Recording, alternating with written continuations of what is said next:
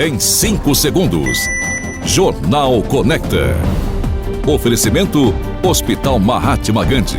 Uma nova vida é possível. Juíza nega pedido de afastamento de Padre Osvaldo feito pela SEI.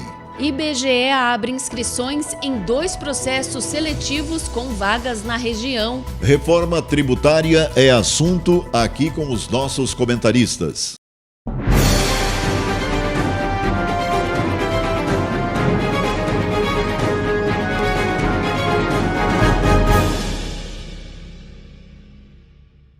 Olá, boa noite. A juíza Maria Clara Schmidt de Freitas, da 2ª Vara Civil de Catanduva, não considerou o pedido de afastamento temporário do prefeito Padre Osvaldo, como pediu a SEI da Associação Bom Pastor. A sentença foi dada na última sexta-feira, dia 14, já com a extinção imediata do feito, sem resolução de mérito. O pedido, vale lembrar, foi feito pela comissão instalada pela Câmara que apura a situação do loteamento Bom Pastor, da qual Padre Osvaldo foi presidente por muito tempo. A SEI alegou que o atual prefeito estaria agindo de forma abusiva e ilegal, inclusive com o uso da máquina pública para barrar as investigações da SEI. Na decisão, a magistrada ressaltou que esse meio processual não é o adequado para que seja pedido o afastamento do prefeito, por falta de legitimidade da Câmara e porque o afastamento cautelar somente pode ser dado com base na Lei de Improbidade Administrativa, conforme explicitado, inclusive pelo Ministério Público. O IBGE abriu inscrições em 2 processos seletivos para agente de pesquisas e mapeamento e supervisor de coleta e qualidade nos 26 estados do país e no Distrito Federal. São oferecidas 7.548 vagas, sendo 6.742 para APM, que exige o nível mais completo, e 806 para SCQ, que além do ensino médio completo, requer carteira nacional de habilitação, no mínimo categoria B. Há reserva de vagas para pessoas pretas e pardas e com deficiência. As inscrições devem ser feitas até a próxima quarta-feira, dia 19 de julho. O edital completo e as inscrições estão disponíveis no site do Instituto Brasileiro de Formação e Capacitação. E a taxa de inscrição será de R$ 42,20 para ambas as funções. A remuneração é de R$ 1.387,50 para agente de pesquisa e mapeamento e R$ 3.100 para supervisor de coleta e qualidade, além de benefícios como auxílio alimentação, auxílio transporte e auxílio pré-escolar. A previsão de duração do contrato é de até 1 ano, podendo ser prorrogado por mais 2 anos. Nos 2 casos, a jornada de trabalho será de 40 horas semanais, sendo 8 horas diárias na região.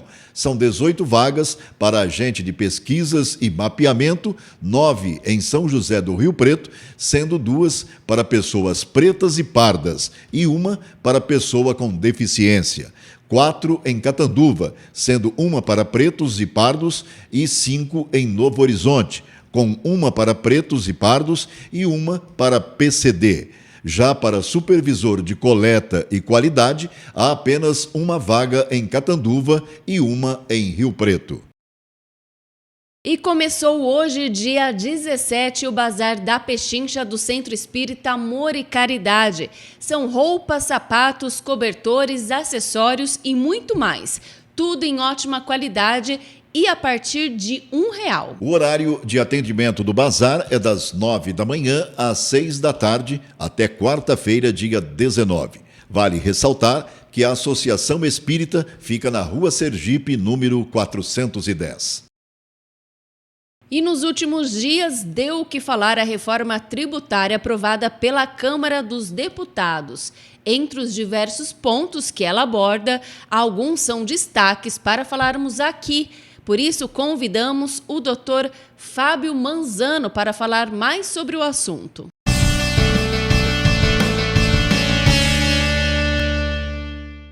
Muito bem, Natália, e quem nos assiste hoje, chumbo grosso.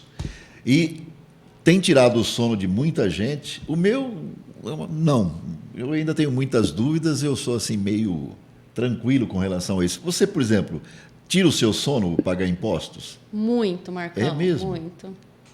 E aí a gente tem dúvida, né? Será que agora com a reforma tributária vai melhorar? Né? Dizem aí que vai simplificar, mas e o valor do imposto? A gente vai pagar mais barato, mais caro? Vai tributar aí, vai ficar pior para os mais ricos, para os mais pobres? Como que é? As pessoas têm muita dúvida, né, em relação a isso. É uma dúvida, eu acho que de todo mundo. Então, a gente trouxe aqui o Dr. Fábio Manzano para falar um pouquinho sobre essa reforma tributária que já foi enviada aí para o Senado. Né, Fábio? Boa noite. Boa noite aos telespectadores. Natália e Marco. Então, hoje, né, dia 17 de julho, a gente tem muitos pontos de interrogação ainda, né? Por que isso? Porque nem a versão final do projeto e das discussões que ocorreram lá na Câmara dos Deputados ainda está disponível ou está disponível para os senadores, também até pelo período de recesso. Algumas coisas a gente realmente já tem sinalizado dessa reforma, mas muitas outras ainda estão sendo discutidas. A reforma já passou na Câmara dos Deputados. A reforma já passou na Câmara dos Deputados. Aprovada. Ela foi aprovada na Câmara dos Deputados. Mas vejam, o que é a reforma, né? Então, o sistema tributário brasileiro, Nath, Marco, ele é muito complexo. Nós temos, de acordo com alguns cálculos, mais de 90 obrigações compulsórias a serem cumpridas. Então, você tem IPTU, você tem Imposto de Renda, você tem IPVA, você tem ISS, você tem o PIS, você tem o COFINS, você tem o Imposto de Renda sobre Pessoa Jurídica, enfim, você tem muitos tributos. O DPVAT, que é um seguro obrigatório, né? Uns sustentam que ele é um tributo, outros falam que não, que ele é só uma obrigação da pessoa que dirige um veículo automotor. Enfim, nós temos muitas obrigações a serem cumpridas, tributárias ou não. Essas obrigações são mais de 90 no Brasil, é muita coisa. O que essa reforma, né, está pretendendo? Pegar 5 dos grandes tributos, e esses sim são tributos, e unificá-los, né? Isso é um grande passo? É um grande passo. E quais são eles? Os tributos são, vamos lá, federais, o IPI, o PIS e o COFINS, tá? O estadual, ICMS, e o municipal, ISS. Agora, cada um desses tributos, eles incidem em determinadas circunstâncias. O tributo tem o chamado fato gerador. Então, qual que é o fato gerador do imposto sobre serviços? É a prestação de um dos serviços enumerados na lei do imposto sobre serviço. Então, por exemplo, a advocacia paga ISS, paga o imposto sobre serviços, né? A arquitetura paga o ISS, paga o imposto sobre serviços. Então, na lei do ISS, nós temos mais de 40 itens e diversos subitens, onde tem lá todas as hipóteses, aonde se você fizer um daqueles serviços, você paga o imposto. Isso acontece também com o ICMS, isso acontece também com o IPI, o Imposto sobre Produtos Industrializados, isso acontece também com a COFINS e isso acontece também com o PIS, né? O PIS e a COFINS é para sustentar a assistência social, o sistema de assistência social. O que é assistência social? É só a aposentadoria das pessoas? Não, também a saúde. Então o Brasil foi criando impostos, tributos no caso, obrigações que são uma infinidade. E hoje a gente chama isso daqui de manicômio tributário, porque você, a cada fato que você faz, pode ou não incidir um tributo que está numa lei específica. O nome está perfeito. Né? Manicômio tributário. O MEI entra também nessa reforma? Olha, o MEI, ela pega vários tributos e ele agrega numa contribuição mensal fixa, em torno de R$70 por mês. Sem dúvida. Então, ela simplifica a tributação de vários de várias obrigações, que é o que acontece também, Marco, no Simples, Nath, no Simples Nacional. Então ele também pega lá uma determinada atividade e fala, olha, em vez de ver toda a legislação lá, você vem nessa simplificação que nós fizemos e você vai ver então o quanto você vai pagar de tributo de forma simplificada. Por isso que é o regime do Simples Nacional. Mas Fabinho, não vai ficar mais barato. Veja, nesse momento a gente não tem alíquotas ainda. O que a gente tem são alíquotas transitórias, pequenas, né, para o tributo federal, para a aglutinação de tributos federais de 0,9%, e para os tributos municipal e estadual, uma alíquota inicial de 0,1% para testar a tributação, a mecânica nova. Então, nem as alíquotas ainda a gente tem definidas. Porque, vamos lá, eu vou dar um exemplo. O ICMS no estado de São Paulo, a alíquota dele pode chegar a 30%. Então, se você pegar, por exemplo, na comercialização de cigarros, a alíquota do ICMS, Imposto sobre Circulação de Mercadorias, o cigarro é uma mercadoria, chega a 30%. Então, veja, já é uma alíquota muito grande, mas essa é a alíquota do imposto como um todo? Não. Você tem alíquotas extremamente subsidiadas de ICMS para aqueles bens de caráter essencial. Então, nesse momento, não dá para a gente analisar cada um das circunstâncias como vai ficar. Fato é que é louvável que a gente esteja pensando em facilitar. Porque, veja, por que a gente tem contadores, né? Por que a gente tem gastos com advogados tributaristas, que no caso eu também faço parte dessa gama? Porque a legislação é muito complexa e tem várias disputas hoje, então isso realmente tem que ser facilitado. Agora, uma crítica que fica é que nós estamos fazendo uma colcha de retalhos. Por mais que esses 5 tributos, né, eles representam uma grande parte da tributação brasileira, eles estão longe de ser a totalidade que é exigido do brasileiro. E a nossa intenção foi trazer o Fábio aqui para esclarecer ou pelo menos para tranquilizar um pouco o contribuinte, seja ele municipal, estadual, federal. Mas o que nós percebemos, Fábio, acho que a gente pode dizer, é que não há motivo nesse momento para desespero, para preocupação nenhuma por parte do contribuinte, porque ainda não existe absolutamente nada resolvido. Nada resolvido. Só que de um lado o governo não vai abrir mão de arrecadação e do outro lado o empresário, o contribuinte que está com medo de uma mordida maior. Exatamente. Então, assim, não há motivo para medo, mas há motivo sim para um acompanhamento próximo, né? E aí os municípios se unirem realmente, porque os municípios não podem perder a arrecadação, os estados também estão com esse receio. Então, essa discussão nesse momento ela é salutar e o acompanhamento próximo também. Agora, a gente precisa centralizar essa discussão, porque o que foi inserido também nessa reforma, falando de maneira bastante simplória e resumida, foram exceções. Por exemplo, fizeram questão de colocar lá que alguns itens de cuidado menstrual, com a saúde menstrual da mulher, serão beneficiados na reforma. Ora, se a gente não usar a reforma para tratar de regras simplificadas e esquecermos as exceções, o Brasil vai continuar do jeito que está. A gente vai começar falando em hipóteses específicas e esquecendo que a gente tem que desenvolver uma mecânica muito mais facilitada para a gente pagar os nossos impostos, aí, as nossas obrigações. Como que fica, por exemplo, a questão aí da arrecadação? O governo vai arrecadar e ele que vai fazer a distribuição para municípios, Pois estadual, Nath, foi uma das discussões, Marcos. Então vamos lá, Marco. Vamos lá. No começo, queriam pegar, né, a proposta inicial do deputado federal Baleia Rossi, do MDB, foi pegar esses 5 tributos, né, que ela é uma proposta de 2019, então veja o tempo de tramitação que ela tem. Então foi pegar o IPI, o PIS, COFINS, o ICMS e o ISS e unificar num único tributo, que chama IVA, Imposto sobre Valor Adicionado.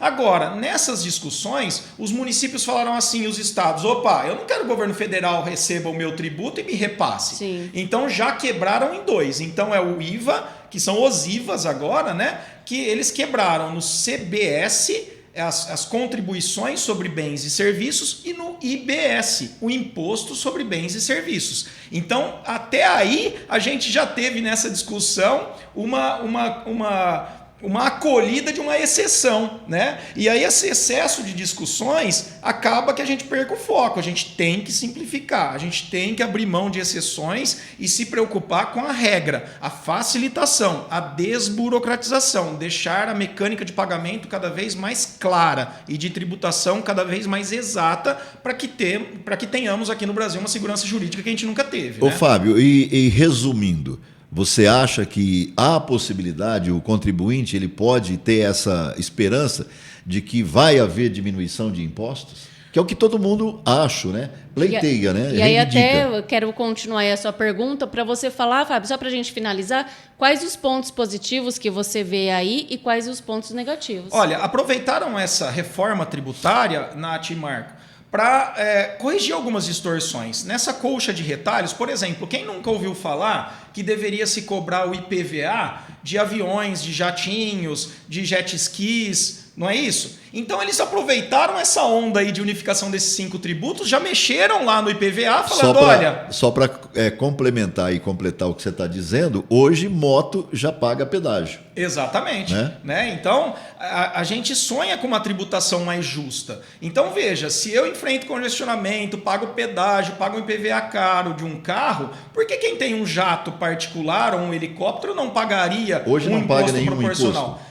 Veja, tem uma série de impostos, inclusive o imposto na fabricação desse produto, mas o imposto pela propriedade do veículo não existe. Não existe o IPVA para aviões. Não existe o IPVA para aviões. O que é uma distorção, Então, né? mas veja, Marco, olha como o nosso Congresso ele está ainda digerindo tudo isso. Ao mesmo ponto que ele colocou a regra, olha, o IPVA tem que incidir sim sobre aviões, sobre veículos aquáticos, né, sobre helicópteros, enfim, ele também colocou as exceções. Olha, os aviões de uso agrícola para fazer a pulverização não incide o imposto. Então, veja, nós estamos muito mais preocupados com as exceções e aí a nossa reforma acaba ficando um Frankenstein e cheio de exceções, preocupados com as exceções, do que a regra, né? Então, isso nos deixa um pouco ressabiados. Outra regra que foi inserida também para conseguir votos, provavelmente na Câmara, hoje os templos, né, as igrejas, etc., têm imunidade.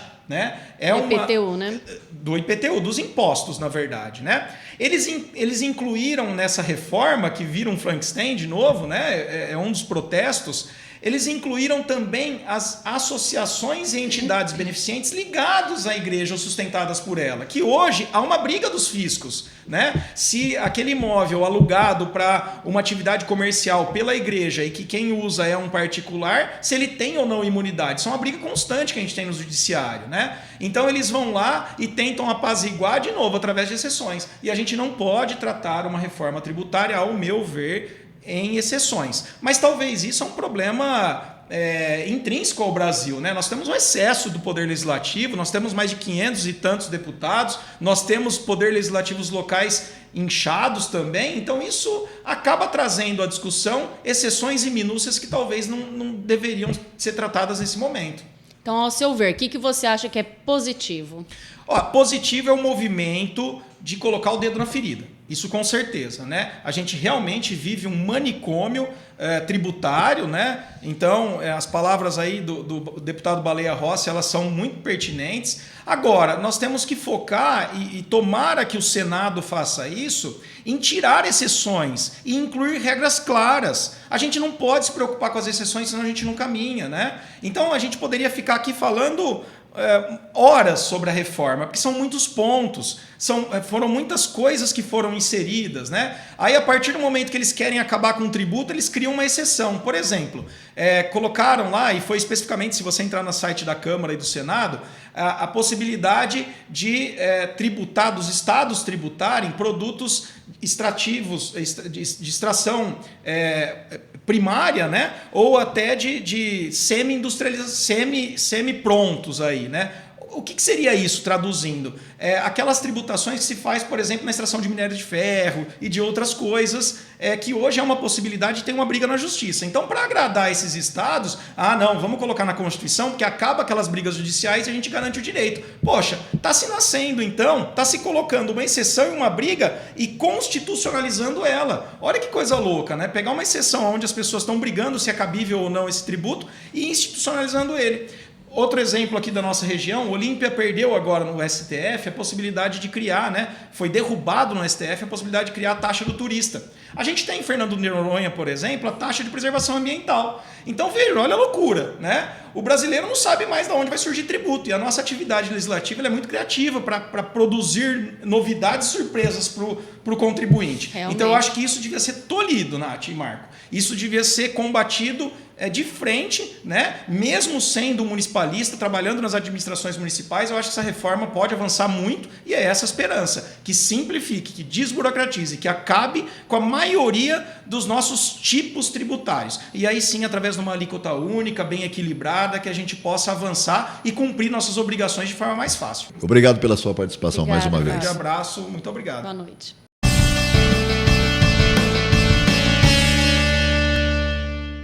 Select Bens, otimizando seus objetivos. Prestamos assessoria personalizada aos nossos clientes na aquisição de bens, ganho de capital, alavancagem patrimonial e redução de custos em operações financeiras. Select Bens, conectando-se à revolução financeira.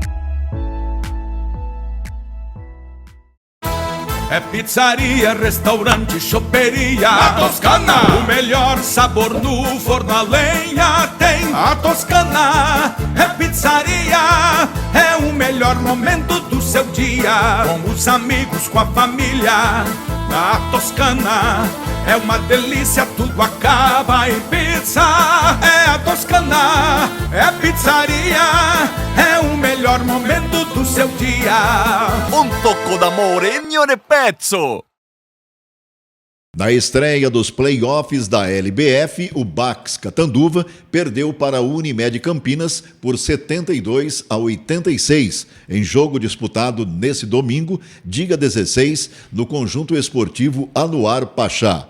No próximo domingo, dia 23, ambos voltam a se enfrentar. Desta vez, no ginásio do Tênis Clube de Campinas, a partir das 5 da tarde, com entrada gratuita. Continuando a falar sobre esporte, fique agora com o quadro Arquibancada com Felipe Vital.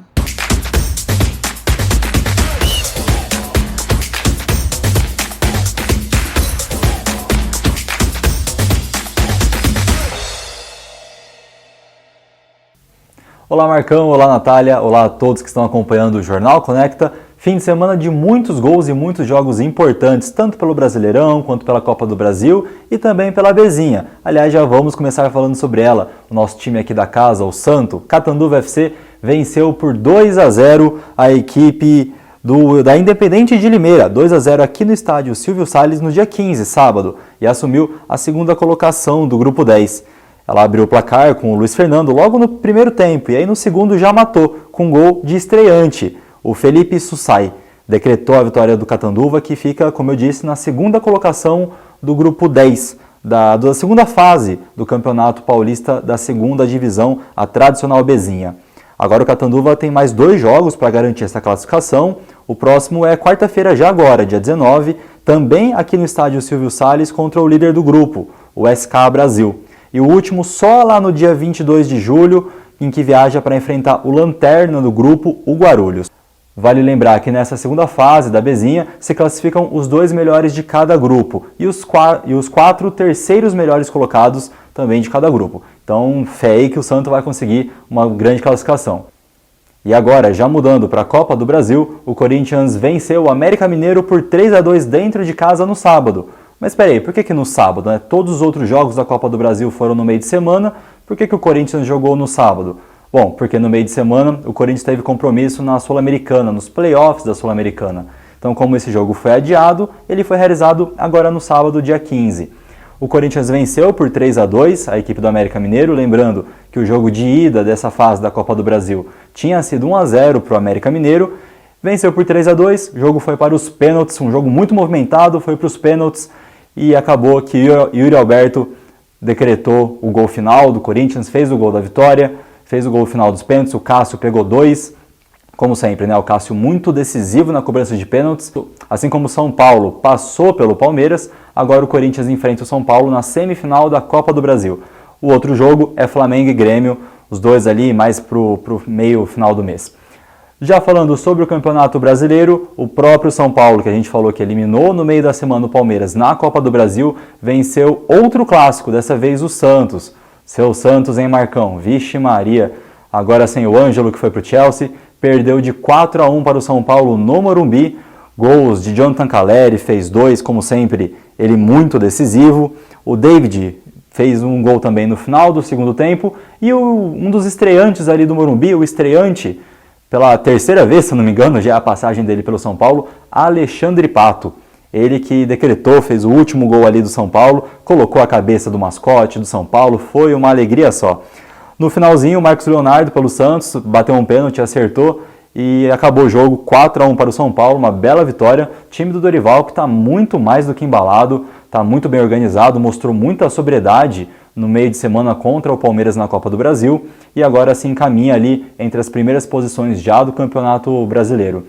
E por outro lado, o Palmeiras ficou no empate em 0-0 contra o Internacional lá no Beira-Rio. Uma exibição até um pouco melhor do que a que o Palmeiras vinha apresentando durante os últimos jogos. Lembrando que dos últimos 8 jogos o Palmeiras só venceu um, que foi contra o Bolívar na última rodada da Libertadores, da fase de grupos da Libertadores, e vive ali um momento de instabilidade muito parecido com o que viveu em 2021.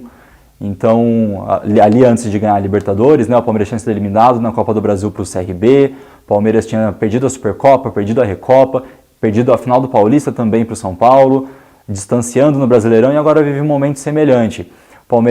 Palmeiras que agora fica estagnado ali na sexta colocação, vai perdendo posição. O Botafogo, que não perde, é impressionante, abriu muito de vantagem. E agora é ver o que Abel Ferreira e sua companhia vai fazer para o resto do campeonato. Lembrando que já tem as quartas de final da Libertadores, né? Palmeiras e Galo, pelo terceiro ano seguido, Palmeiras e Atlético Mineiro.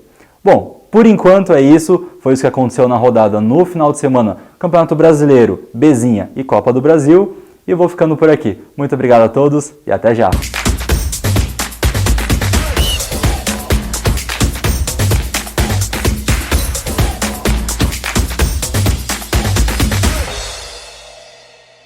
Dando um giro sobre os informativos policiais. No sábado, dia 15, a equipe de força tática do 30º Batalhão da PM prendeu 2 homens por tráfico de drogas e associação para o tráfico em Novo Horizonte. Durante a abordagem e diligências foram localizados drogas e utensílios utilizados no preparo do entorpecente. Os indivíduos foram encaminhados à Central de Flagrantes de Novo Horizonte e permaneceram à disposição da Justiça. Já na sexta-feira, dia 14, a PM prendeu 5 pessoas por associação criminosa e prática de estelionato em Catanduva. Os envolvidos foram encaminhados ao plantão policial e as investigações seguem a cargo da Polícia Civil. Já falando da região. Na última reunião dos beneficiários dos programas sociais Bolsa Família e Renda Cidadã, a Secretaria de Bem-Estar Social e o prefeito de Santa Adélia fizeram a distribuição de mantas, kits de higiene e roupas que foram doadas pela população através de campanhas para auxiliar essas pessoas a passar pelos dias frios com mais conforto e comodidade. O kit higiene distribuído pela Prefeitura de Santa Adélia contém sabonete, escova dental, pasta de dente, papel higiênico e absorvente, sendo um reforço a mais para ajudar essas famílias. E para terminar, lembramos que você que nos assiste sempre terá espaço no Conecta, seja para denunciar algo de errado na sua rua ou algum problema da administração pública. Por aqui, as portas estarão sempre abertas. Basta entrar em contato com a gente pelo telefone 17 99248 9494 e enviar sua reclamação, que exibiremos aqui no Jornal Conecta. Fique por dentro de tudo que acontece em Catanduva e região, também pelas nossas redes sociais, Instagram, Facebook e o nosso site. O Jornal Conecta termina aqui. Uma boa noite e até amanhã. Uma boa noite e até amanhã.